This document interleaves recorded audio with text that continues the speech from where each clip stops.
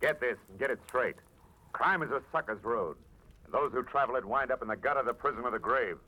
There's no other end. But they never learn. From the pen of Raymond Chandler, outstanding author of crime fiction, comes his most famous character in The Adventures of Phip MArlowe.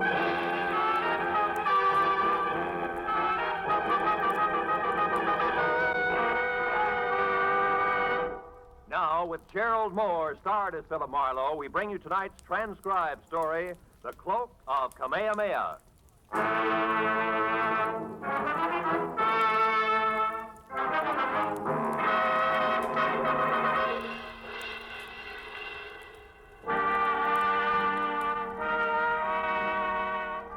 Message that was delivered by a repulsively wide-awake boy missing a 2 front row center. Arrived at 6 in the a.m. and had come in 2 parts. The first, scrawled in black ink on a wrinkled piece of paper, said, Marlowe, get hold of a taxicab. Pose as the driver yourself, and at exactly 8 o'clock this morning, come past 8840 North Ogden Drive. Signed, Pollard Schindler. The second half had made more sense. It was printed in neat letters on neater green paper. And under an engraving of Benjamin Franklin read, 100 silver dollars, payable to the bearer on demand. So at exactly 8 o'clock, I was behind the wheel of a hired cab, leather jacket, peak cap, toothpick, and all, and within hay taxi distance of number 8840. Mr. Pollard Schindler, a round man in square clothes with haircut to match, was not late. You there, taxi, ready? Yes, sir, cab. Of course. Why do you think I'm shouting my head off? I want to go to the international airport. You understand? The international airport at Inglewood. Okay, Inglewood. International Airport it is.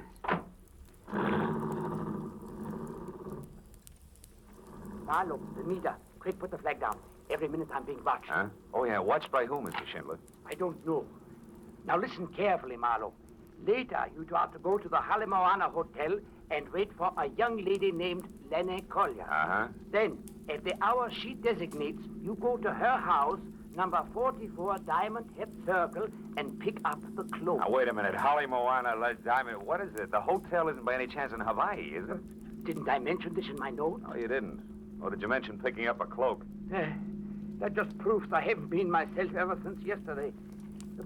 Yesterday, I received this anonymous letter that's postmarked Honolulu. All it says is, Kamehameha's cloak of golden feathers will bring no less than death. Oh, great. Marlowe, have you ever been to the island? Yeah, twice.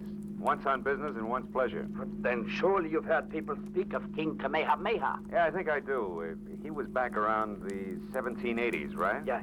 Big organizer, conquered Oahu by driving the defenders over the cliff that divides the island in two in the... Pali. Oh, yeah, Pali. Now, Marlowe, the feathered cloak that Kamehameha wore was about 100 square feet, and every inch of it a golden yellow feather. Uh-huh. And valued at more than $500,000. Hey, how come? The feathers. Oh, the feathers. Yeah. They are from the now extinct black mamo bird, Marlowe. There was only one yellow feather on each bird. Well, I could explain why they're now extinct. But don't tell me that all this is a game of Collier to Marlowe to Schindler with a cloak that belongs to the museum. Oh, no, Marlowe, it isn't with the cloak you speak of. But Lonnie Collier has another one. Less valuable, of course. It's 1/4 the size. Oh? But it also belongs to the king. And it also is made of the priceless feathers. And is this her property to have in a whole legal like? Yes. Lonnie is wealthy. About 25. Went to fashionable schools here in California. And as a result, cares more about fun and pretty clothes than she does priceless heirlooms. I can't understand that.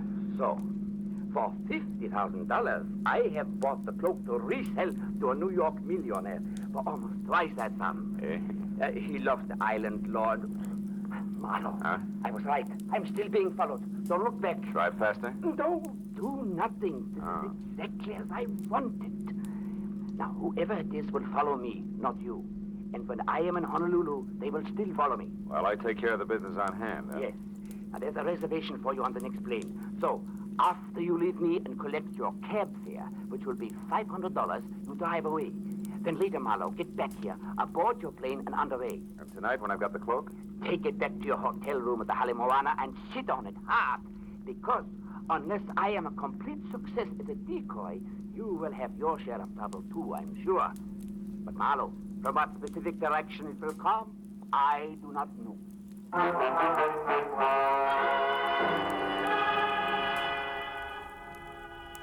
got the $500 to cover expenses for my Honolulu trip and was told to keep the change. Back in my apartment, I packed, got another cab, said International Airport, Inglewood, and settled back to think about the crossroads of the Pacific.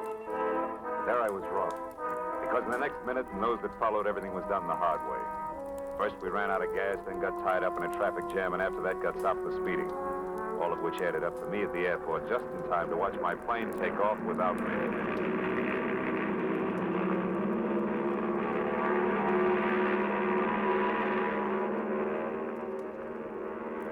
Later, when I told a cherubic clerk in a gray flannel and insipid smile that my name was Phip MArlowe and that I wanted a reservation on the next flight, which was leaving in an hour, things got even worse. You can't be Phip MArlowe, sir. That is not the Phip MArlowe who was on Flight 21 that just left. You have a reason for saying that, huh? I most certainly do.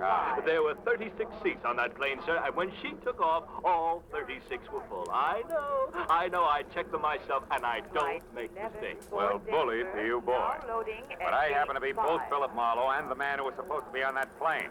Also, Buster, I'm just about out of patience. How do I get on the next plane or don't I? Come on, I can't stand indecision. Mr. Marlowe, I think it can be arranged. That's better. As a matter of fact, I'm almost sure of it.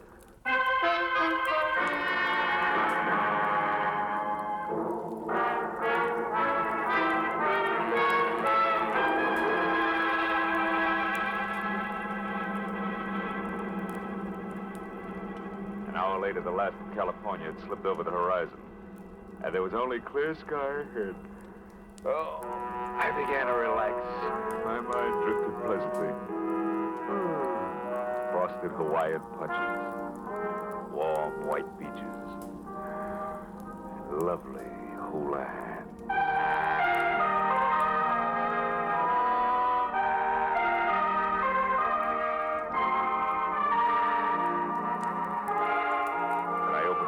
Again, Diamond Head was in front of us, and majestic in the red glow of the evening sun that gave all of the lush Moana Valley I could see a texture of thick velvet.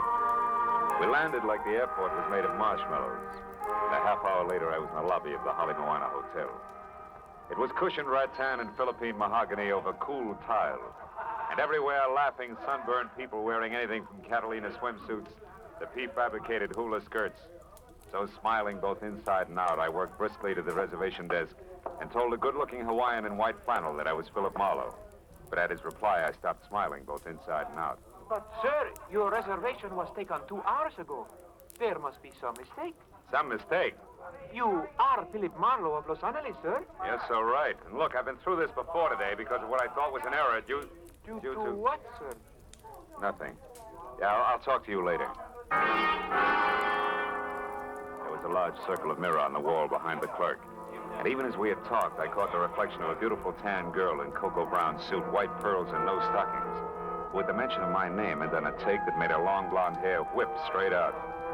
When she saw me watching her, she pivoted sharply on a spiked heel and hurried toward the lanai under the banyan tree, where there was Hawaiian music and a lot of different-looking people drinking at glass-top tables under a three-quarter moon. I stayed near the reservation desk long enough to light a cigarette. Then I followed her. She was seated away from the lobby entrance, and on a hunch that she just might be Lani Kalia, I started for an empty table next to her. But a middle-aged Chinese in gay gabardine, Panama to match, slipped into the chair that I was after. So I forgot about being subtle and addressing her as Mrs. Kalia, introduced myself as an old and dear friend of Pollard Schindler's. One Leland Dunn. Well, this is a pleasant surprise, Mr. Dunn.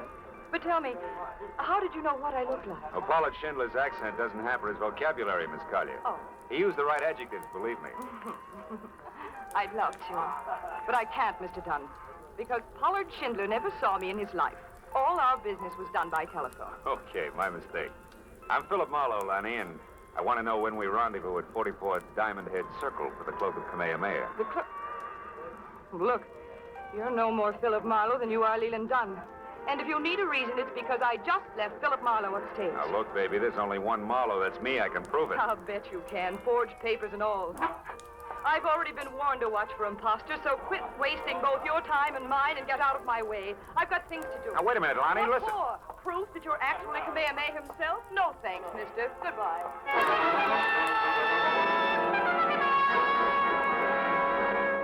Now I had two clues. One, an obvious party who'd assumed the name of Phip MArlowe, and the other, Lonnie Collier. Less obvious, but more intriguing. So figuring the road company MArlowe would keep, I followed Lonnie, who by this time was getting into a long yellow convertible. Before I got to her, she lurched from the curb, so I ran across the street to what I thought was a taxi. But I was wrong, because it turned out to be a chauffeured limousine and being helped in by a small, swarthy item of dubious lineage in a wrinkled cotton uniform was the Chinese in gay gabardine and Panama to match, who had been sitting near us on the lanai. What counted more was that he obviously sensed my problem. You wish to follow the girl, sir? Yeah, you know, it's a lover's spat. You know what I mean. I think so. Jonah, quickly. Yes, sir. You know where she is going, sir? I'm not sure. Maybe Diamond Head Circle. Maybe it's leading, sir. Oh, well, then let's make it Diamond Head Circle. Is there a faster way there, a shortcut? Oh, yes, there is. Jonah, okay. No. Yo. Which means what? Means, never mind Diamond Head Circle. Drive fast to the factory instead. And do not move, Mr. MArlowe. Marlowe? Oh, heavy artillery. Okay, Fu Manchu, what's with the factory? You out of the way until the Cloak of Kamehameha is mine. Which won't work, believe it or not, clever one. There's another Phip MArlowe who at the moment is a lot closer to that collection of fancy feathers than either of us. You lie. This stupid bid for freedom. A bid that will not get you any... Jonah! That truck! Look out! As we hit, I slapped at his gun, then jerked the handle of the door and jumped. When I got to my feet, I was on the sidewalk and bruised, but better off than the China boy who was draped over the back of the front seat. A crowd that included a towering Hawaiian policeman who promptly told mine host to shut up, gathered in a hurry, so I ran for a cab, gave the driver $10, the address I wanted, and took off.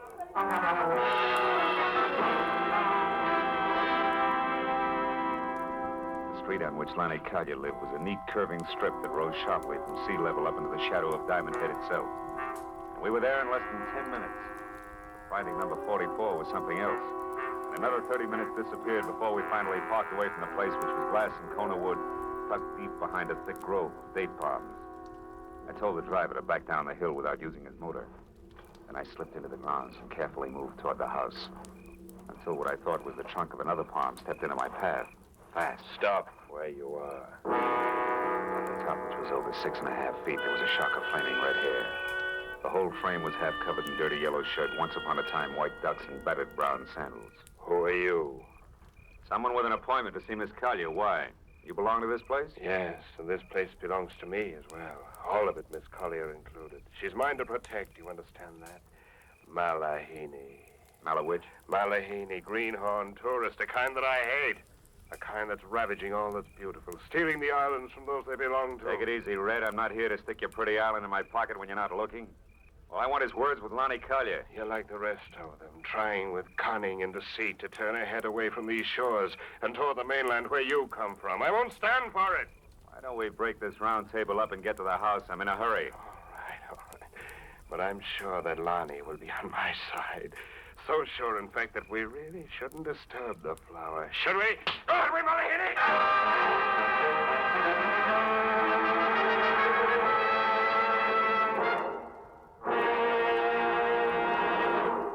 In just a moment, the second act of Phip MArlowe. But first, this Wednesday night, Fred Allen will be Bing Crosby's special guest on Der Bingle's CBS half hour of laughter and music.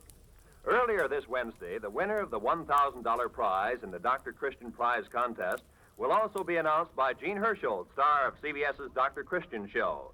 And don't forget that Groucho Marx and Burns and Allen will also be here on most of these same CBS stations this Wednesday. Now with our star, Gerald Moore, the second act of Phip MArlowe, and tonight's story, The Cloak of Kamehameha.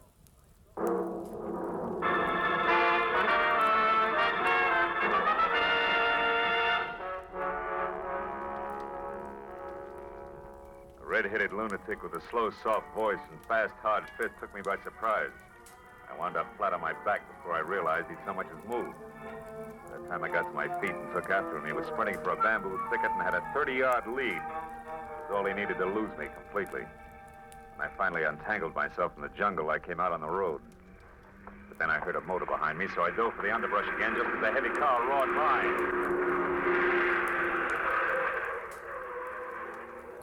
I had seen it before.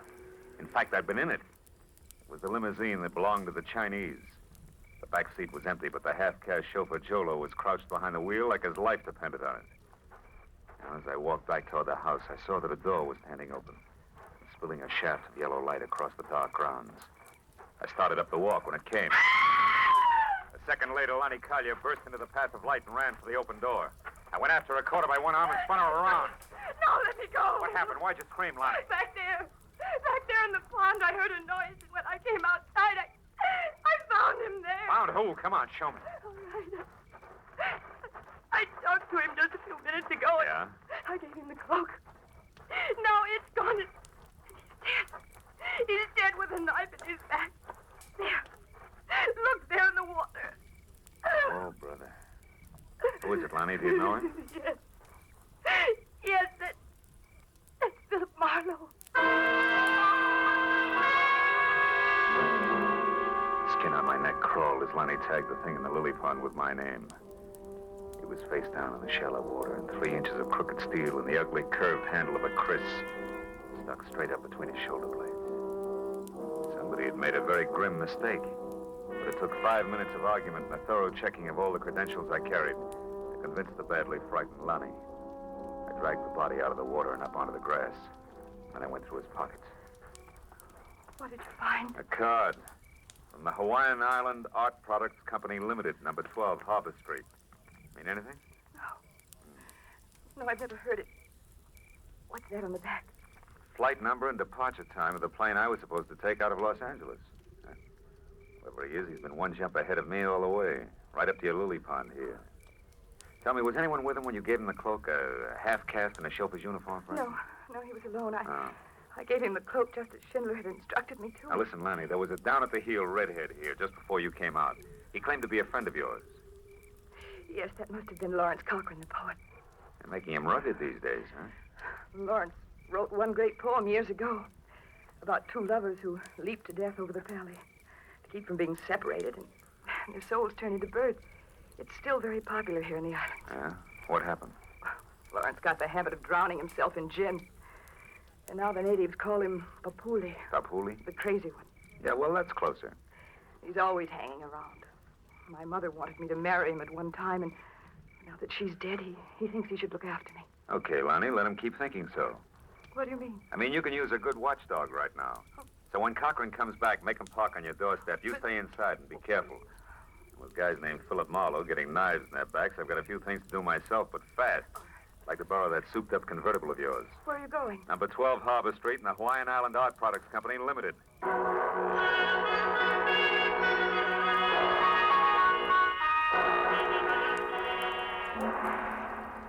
Harbor Street was a narrow, twisting alley 2 blocks below King Street. A social sargasso where the derelicts of the Pacific quietly foundered and died, built into damp crevices between warehouses. However, number 12 turned out to be a practically blank wall. There was one small window high up, a door with a heavy iron grill over the glass on which Hawaiian Island Art Products Limited, I.K. Lee, President, was painted in small black letters, and a thin passageway blocked by an iron gate at the side of the building. A light burned inside, but the door was locked. So after I'd ruined my shoe shine and skinned all my knuckles, I managed to climb over the gate and edge down the passageway to the rear, where I could hear water running. There's a marble fountain playing in the center of a walled garden as Oriental as the Forbidden City. I eased across its rigid daintiness to an open door, peeked in, and then reached for my gun. Because sitting inside at a sleek white mahogany desk was the Chinese in the Panama. Well, this is a somewhat unexpected turn of events. Please, be careful with that gun, won't you? You be careful, Lee, and you won't have to worry about the gun. Tell me something. Why'd you break your neck to get Kamehameha's cloak? You know what'll happen if you try to sell it? My good man, I can sell that cloak every day for the rest of my life. A few feathers at a time. Yeah? The world must be full of feather collectors. Oh, it is. I manufacture the beautiful feather lace that islanders wear on their heads. And while the bird is extinct, desire for its gleaming feathers is not 1 or 2 golden mamo feathers in each lay. And instead of a mere $100 apiece, I can get double that or triple. Now, do you understand, Mr. Marlowe? You know, you got things a little mixed up, haven't you, Lee? Lisa? How so? Your boy Marlowe is dead at Lonnie Collier's place. Oh, that. No, that was Mr. Blake, an easily accessible gentleman I hired on Main Street in Los Angeles. He only pretended to be you, for obvious reasons. Oh, to intercept the feather cloak, huh? Yes. I've known all about Pollard Schindler's plan since their inception. I followed every move he made. In fact, it was I who caused all your trouble on the way to the airport this morning, by means of a bribe to your driver. Too bad you won't be able to keep your nest lined with Kamehameha's bathrobe after all, Lee. Because I'm going to walk out of here with it, or big chunks of your face. You name it. Where's the cloak now? I gather from this that you do not have it, Mr. Marlowe. That's what's known as a shrewd observation. And that Mr. Schindler, as I suspect, has tricked us both. You're stalling, Lee. I'm warning you. Start talking. Oh, that is all I wanted to find out. Shut up. That is judo, Mr. Marlowe. Almost like magic, isn't it? Jolo can break your back if I tell him, Mr. Marlowe. You behave. Schindler has the cloak, no doubt about it. So I must find him at once with no interference from you, Mr. Marlowe. Jolo, you have his gun, so lock him inside. I may need him later. From something that half casted under my spine, the edge of his hand, my legs were paralyzed. It felt like the practice dummy in a school for chiropractors. Every joint in my body ached when I moved. So I didn't move until the feeling oozed back into my legs. And I wobbled to my feet and looked around. There was a small high window I'd seen from the street. A heavy chair, a desk with a lamp, and something like a picture framed in bamboo on the wall. I glanced at it and then looked back. Kept looking hard for a long, long time until I finally realized what it meant. The answer to the whole thing was contained in that bamboo frame. I had to get out and get out fast. I unplugged the lamp, plastered my back against the wall next to the door, and tapped on the lampshade to intrigue Jolo into coming in. It worked. When the knob turned slowly, I threw the lamp up at the window. The crash brought the door open with a jerk, and the jerk stepped in with my gun in his hand. What's going on here, Mr. Marlowe? Where are you? Answer. Right here, Jolo. Now get up. I got some magic to show you. A trick I learned in Kansas called the haymaker. I ran down the hall to the street door and out to the car. There was no traffic problem at that hour, so I jammed the gas pedal at the floor and held it there right through the heart of Honolulu and up the twisting road that led to the mountains back of the city. The echoing roar of the motor as it tunneled through the forest lining the road was finally replaced by another roar. Wind. The unending gale that shrieks through a precipitous pass 3,000 feet above the city. A Polly. I swung the car to the side of the road and ran the rest of the way. Out to where the rocks rose to a knife edge that dropped a sheer 1,000 feet to the valley floor. Then I spotted them. Lonnie lying at the cliff's edge and standing over her. His red hair ripped by the wind was the mad island poet. Drunk as a lord and flapping around his shoulders like a pair of huge gold wings was the Cloak of Kamehameha. No, don't weep, my love. I offer you the freedom of the bird. Come, Lonnie. No, let me go, Lawrence. You're mad. No, Lonnie, you're the mad one. To think you could sell your treasures and leave the island. No. Your destiny is here. No, stop it. Stop it, you murderous lunatic. I tried to warn Schindler, but the fool kept on. I killed his courier, the man you gave the cloak to. And I'd kill 1,000 times again to keep you here with me. No. You belong to the islands, Lonnie, like this cloak and I. We must never leave. Come, it'll all be over soon, and our souls will turn to birds and live forever in this paradise. Stop! Marlowe, help me. Stay back! Don't interfere! Back, Lonnie! Marlowe. I know,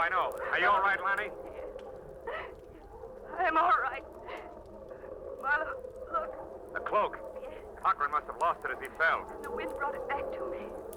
It's strange, Marlowe, but I don't want to touch it ever again. I know what you mean. I'll carry it. Come on, Lonnie, let's get out of here.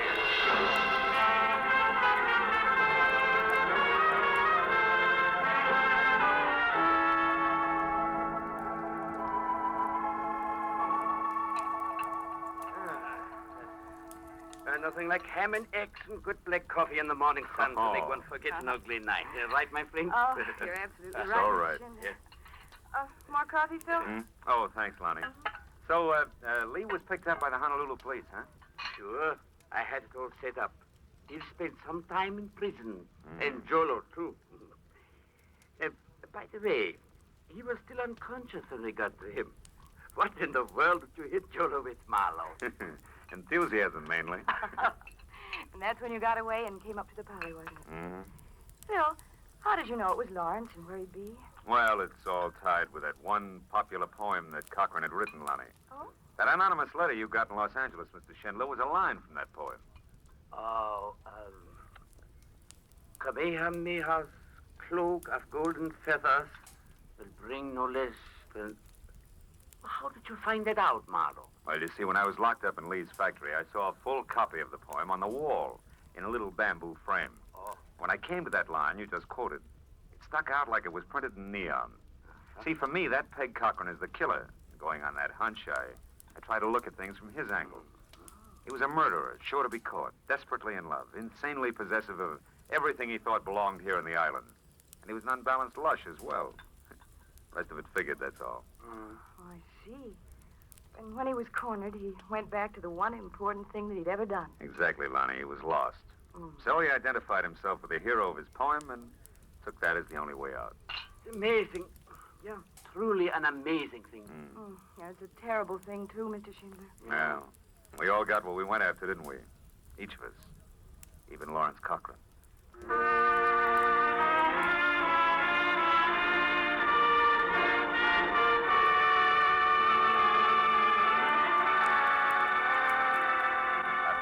Left to catch a plane for the mainland, and Lonnie said aloha and left to get ready for our date. I sat on the lanai of the hotel and watched the sweep of the Pacific from Diamond Head to the hills across the harbor.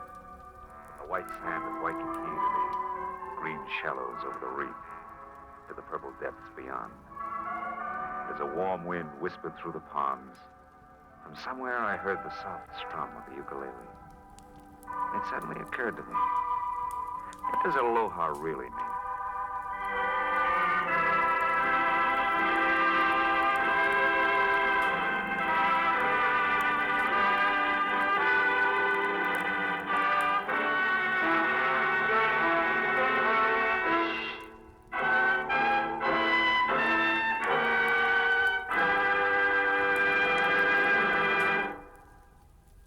The Adventures of Phip MArlowe, bringing you Raymond Chandler's most famous character, star Gerald Moore, are produced and directed by Norman MacDonald and are written for radio by Robert Mitchell and Gene Levitt.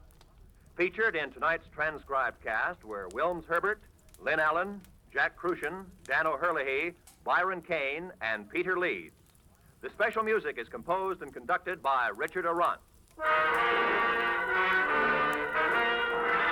Be sure and be with us again next week when Phip MArlowe says... This time a dead witness, a $100,000 bribe, the eyes of a beautiful dreamer, and a corpse in a tool bin. We're all tied tight to the same thing, a fox's tail.